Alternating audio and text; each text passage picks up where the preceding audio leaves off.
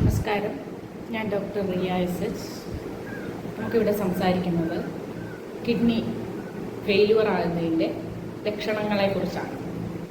മിക്കവരും അറിയാതെ പോകുന്ന ഒരു കാര്യമാണ് നമ്മുടെ വൃക്ക ഫെയിലുവർ ആകുന്നത്.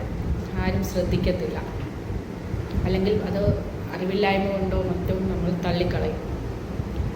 വൃക്കയുടെ ഫങ്ഷൻ എന്താണെന്ന് ആദ്യം അറിയാം. അതായത് രക്തത്തിലെ മാലിന്യങ്ങളെ അരിച്ചു കളയുക എന്നുള്ളതാണ് വൃക്കയുടെ ഫങ്ഷൻ. നമ്മുടെ വൃക്കയിലുള്ളൊരു എരിത്തോപൊയ്റ്റിൻ എന്ന് പറഞ്ഞൊരു ഹോർമോണുണ്ട്.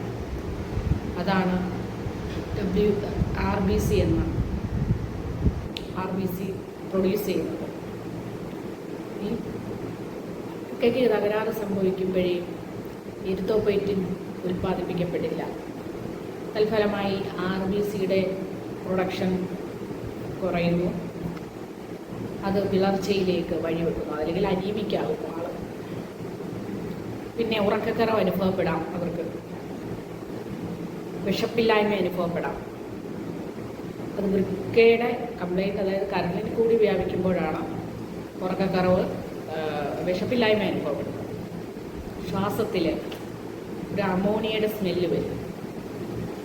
കാരണം രക്തത്തിൽ യൂറിയയുടെ അളവ് കൂടുമ്പോഴാണ് അമോണിയയുടെ സ്മെല്ല് വരിക. കൂടാതെ കിഡ്നി ഫെയിലുവർ ആകുന്നവർക്ക് കാലിന് നീര്, കണ്ണിന് താഴെ നീർക്കെട്ട് പോലെ ഒക്കെ ഉണ്ടാകാം. മസിൽസ് അവരുടെ കോച്ചി പിടിക്കാം. മുഖമൊക്കെ ബ്ലാക്കിഷ് ഡിസ്കളറേഷൻ പോലെയാകാം. അതുപോലെ തന്നെ ഡ്രൈനസ് ആവാം സ്കിന്ന് മൊത്തം. മൂത്രമില്ലെങ്കിലും മൂത്രശങ്കയുണ്ടാകും. മൂത്രത്തിൽ പത കൂടും. പത കൂടുന്നത് ആൽബുമിൻ്റെ കണ്ടൻസ് കൂടുമ്പോഴാണ് മൂത്രത്തിൽ പത വരുന്നത്. കൂടാതെ ഹെറിഡിറ്ററി ഉള്ളവർക്കും,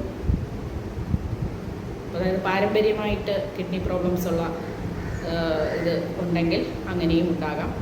BP, ഒബേസിറ്റി, വണ്ണമുള്ളവർക്കും അമിതവണ്ണമുള്ളവർക്കുമൊക്കെ കിഡ്നിക്ക് തകരാറുകൾ സംഭവിക്കുന്നതായിട്ട് കാണുന്നുണ്ട്. 2-3 ലക്ഷണങ്ങൾ, 2-ൽ കൂടുതൽ ലക്ഷണങ്ങൾ ഉണ്ടെങ്കിലും ഉടനെ ഡോക്ടറെ സമീപിക്കുക. നന്ദി, നമസ്കാരം.